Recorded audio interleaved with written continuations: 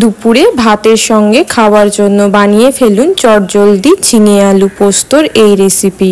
অল্প সময়ে এত সুন্দর রেসিপি তৈরি হয়, এই রেসিপিটি না দেখলে বিশ্বাস। নমস্কার বন্ধুরা, পিনাজ হেসেলে আপনাদের সবাইকে স্বাগত জানাই।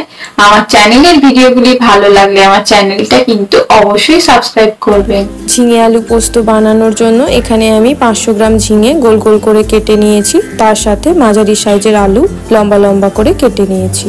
এখন চুলোয় একটা কড়া বসিয়ে দিয়ে দিচ্ছি সর্ষের তেল। এই রান্নায় সর্ষের তেলই ব্যবহার করার চেষ্টা করবেন। সর্ষের তেল গরম হয়ে গেলে তেলের মধ্যে আলুটা দিয়ে 2 থেকে 3 মিনিট নাড়াচাড়া করে আলুটা একটু ভাজা ভাজা করে নেব। আলুটা ভাজা করে রান্না করলে ঝিঙে আলুর পোস্তর স্বাদ কিন্তু দ্বিগুণ বেড়ে যায়। আলু ভাজা হয়ে গেলে আলুটা তেল ঝরিয়ে তুলে নিয়ে তেলের মধ্যে দিয়ে দিচ্ছি কালো জিরে। কালো জিরেটা কয়েক সেকেন্ড নাড়াচাড়া করে এর মধ্যে দিয়ে দিচ্ছি কেটে রাখা ঝিঙে। এখন ঝিঙেটা আমি তেলের মধ্যে 2 থেকে 3 মিনিট হালকা আঁচে ঢাকা দিয়ে রেখে দেব। এখন আমি তরকারিতে ব্যবহারের জন্য পোস্তটা বেটে নেব। এখানে আমি 2 চামচ পরিমাণ পোস্তর পাশাপাশি নিয়েছি 4 থেকে 5টি কাজু বাদাম, 1 চামচ পরিমাণ গোটা জিরে, ঝালের জন্য কাঁচা লঙ্কা ও হাফ ইঞ্চি পরিমাণ আদা। এই সমস্ত শুকনো মশলা আমি মিক্সির জারে অল্প একটু জল সহযোগে মিহি পেস্ট করে নেব। এদিকে 2 থেকে 3 মিনিট পর ঝিঙেটাও কিন্তু পুরোপুরি জল ছেড়ে দিয়েছে। এই রান্নায় কিন্তু বাইরে থেকে জল ব্যবহার করার কোনো দরকার নেই। এই পর্যায়ে আমি এর মধ্যে দিয়ে দিচ্ছি ভেজে রাখা আলু।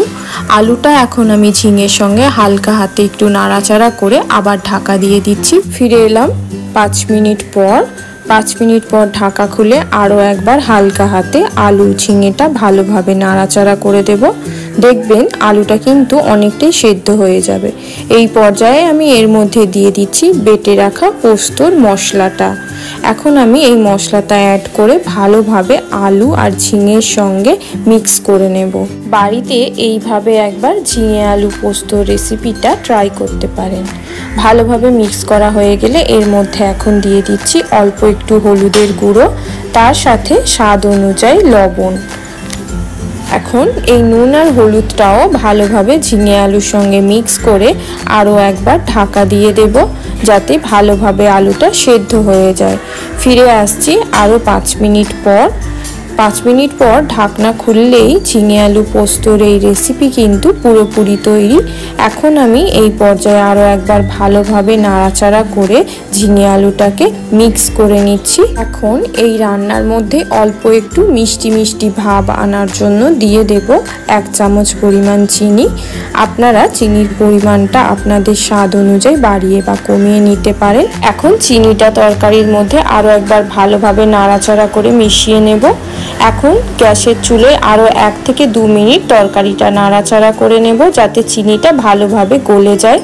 আর সবশেষে উপর থেকে 2টো কাঁচা লঙ্কা দিয়ে গ্যাসের ফ্লেম অফ করে দেবো। তৈরি ঝিঙে আলু পোস্ত। আশা করি রেসিপিটি আপনাদেরকে ভালো লেগেছে।